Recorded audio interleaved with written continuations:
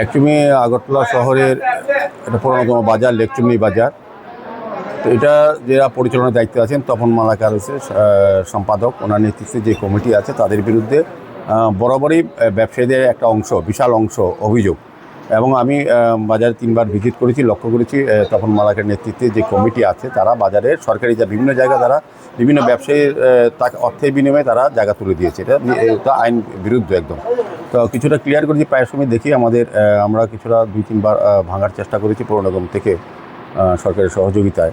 তারপরও বেআইনিভাবে অর্থের বিনিময়ে সরকারি জায়গায় তপন মালাকার এবং তার নেতৃত্বে যে গ্রুপ আছে বাজার কমিটি, যেটা অভিযোগ বসিয়ে দেয় এবং বাজারের পরিবেশ খুব দূষিত। এখানে প্রায় সময় নেশা সামগ্রী বিক্রি হয়। আমি অনেকগুলি হোটেল ভেঙে দিয়েছি, নদীর পাড়ে সমস্ত আবর্জনা তারা ফেলতো, তাই এগুলি বন্ধ করা হয়েছে এবং বাজারে নতুন শেড নির্মাণ করে অস্থায়ীভাবে করা হচ্ছে। যারা অস্থায়ীভাবে রৌদ্রে বৃষ্টিতে কষ্টে ব্যবসা করেন ক্ষুদ্র, তাদেরকে পুনর্বাসন বা জায়গা দেওয়ার ব্যবস্থা করা হচ্ছে। কিন্তু দেখা গেছে তপন মালাকার এবং অভিযোগ আজকে ব্যবসায়ীরা করেছেন যে পয়সার বিনিময়ে জোর করে এখানে যাদের প্রকৃত ভিটে আছে তাদেরকে সরিয়ে দিয়ে উনি বসানোর চেষ্টা করছেন। তার বিরুদ্ধে ব্যবসায়ীরা সরব হয়েছে।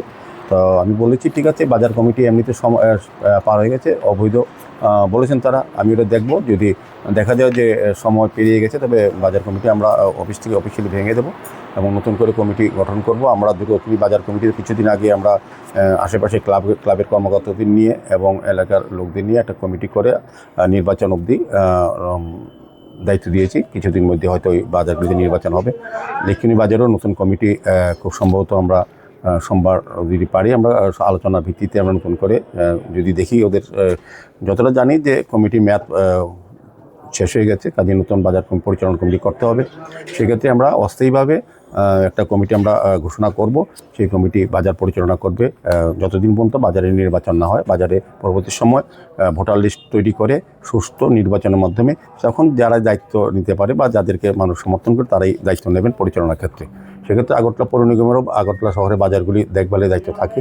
সেই কারণে আমার কাছে যেহেতু এসছে ওরা আমাদের কাছে, আমি সবটাই খতিয়ে দেখব, দেখে পরবর্তী পদক্ষেপ নেব। তবে এটা পরিষ্কার যে তপন মালাকার বা তার যে কমিটি বর্তমান আছে অবৈধভাবে সময় শেষে ওদের বক্তব্য, ব্যবসায়ীদের বক্তব্য, সেটা চলতে দেওয়া হবে না। আর অন্যায় শুধু এই লেকচুনি বাজার না, কোনোখানি জোর করে সরকারি জায়গা দখল করে বেআইনিভাবে ব্যবসা করা বা যাদের কাগজপত্র তাদেরকে জোর করে উঠিয়ে দিয়ে অন্য লোককে বসিয়ে দেওয়াটা অর্থের বিনিময়ে, এটা কোনো বাজারই চলতে দেওয়া হয় না, দিয়েও না।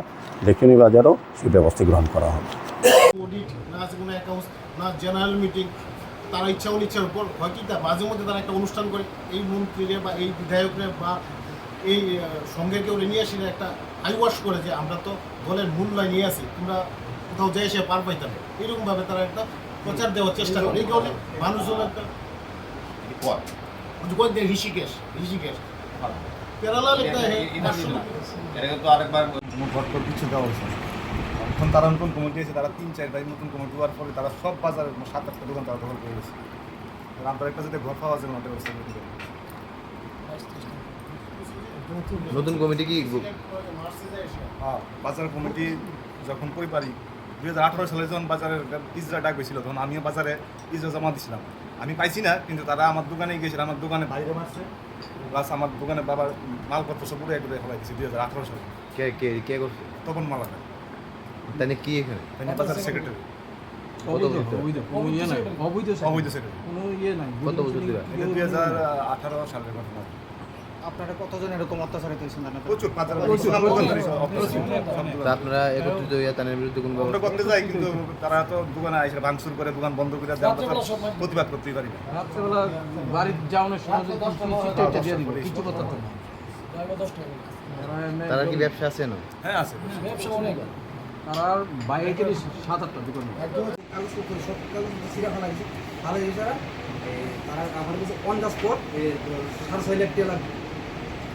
অন দ্য স্পট 6.5 লাখ টাকা দিতে তুই না বাজার দোকানদারি করতে হবে। আমি 6.5 লাখ টাকা করতে দিই। কে খুশি সেটা হলো তখন মালাগা বাইক না আছে সেক্রেটারি রামু আছে যে মনো চক্রবর্তী তারা অন দ্য স্পট তারা 6.5 লাখ টাকা তারা খাওয়া তো দিন স্যার আমি বলছি আমার তো 3 ছেলে আছে, আমি কই যাবো, হ্যাঁ আমার একটু সময় দেয় না, তোর একটা পুস্তক একটা বই করে দে। আমি খাওয়া তো দিলেও বলছি কিন্তু আমি নিজে খাই আর না খাই তোরা 300 টাকা দিলে একটা পুরস্কার একটা বই করে দে আমি দিয়ে যাবো তারপর তারা মানছে না অন দ্য স্পট আমার 6.5 লাখ টাকা স্যার আমি কইতে দেবো না কিন্তু যুদ্ধ বুঝতে 1 লাখ টাকা আসলো তার 6.5 লাখ টাকা 6.5 লাখ টাকা কথা বলছি জায়গাটা জায়গা স্যার আমার মানে আমার মানে এখানে কারো নিতে থাকা নেই না স্যার পুরো টাকা হয়তো ব্যবসা করতে এই লাইসেন্স আছে আমার আছে টাকা দেয় তোমার তো সরকারি জায়গা হয় টাকা থাকে না দিলে থাকো আরে স্যার এগুলো বলতেছে তারা আমি বাজার করতে গেছি স্যার তোমার দোকান আছে না স্যার এই তো তারা নিয়ে গেছে কারা বলতে কি এই তো তো বিল আমি কইছে তখন মালাকা আমাদের আমি সম্পদ দিন কাম দেখা এটা তখন মালাকা নিছে এটা আমি বাজার করতে হইছি আর কত কত আচ্ছা স্যার এই দোকানদার অনকে দোকানদারি করে তখন তো তখন মালাকা রি করতেছে লুক দিয়ে করে স্যার সম্পদ দিন গেলে আমার দেখা ঠিক আছে এরপরে আমি 11:30 দোকান লেগে গেছি 11:37 দোকানটা ভাঙছে কষ্ট আছে স্যার কে ভাঙছে? কেনা ভাঙছে আমি তো দেখছি না আমি তো দোকান লেগে গেছি রাস্তার ধারে দোকানদার সব সময় আমার দোকানটা রাস্তার কিনারেই থাকে বাজার সেক্রেটারি জানা চিনি আমরা হ্যাঁ বাজার সেক্রেটারি জানা চিনি বাজার সেক্রেটারি জানা বিশাল বাজার সেক্রেটারি জানাইছি জানানোর পরে গেছে কেনা ভাঙছে আমরা কি চাই রয়েছিনি আমার কাছে ফোন করছে গাড়ি ভেঙে গেছে আমি কেটা করবো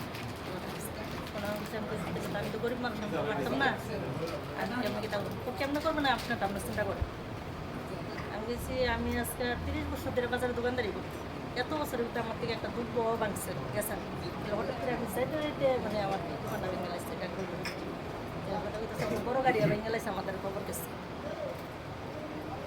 এখন আসলাম যে বাজার যে এখন যে কমিটি চলছে এটা অভিজ্ঞ কমিটি ওইটাতে নতুন কমিটি হওয়ার জন্য আমরা সবাই আবেদন করেছি মেয়র সাহেবের কাছে কমিটির সেক্রেটারির বিরুদ্ধে কি অভিযোগ রয়েছে অনেক অত্যাচার করে পূজা সাধারণ 20-25 হাজার টাকা খরচের পূজা ওইটাতে চাঁদা কালেকশন করে 1 লাখ 1.5 লাখ টাকা ওই টাকাগুলি অবৈধভাবে ওরা খরচ করে এটি আমরা অভিযোগ বা পূজার কোনো বিসর্জনের কোনো কারণ না গেলে 7 দিন 4 দিন দোকান বন্ধ করে দিই আর মানুষের অসুবিধা থাকতেই পারে আমার শরীর খারাপ আমার ভালো লাগে না বিসর্জন যেতে হবেই জোর জবরদস্তি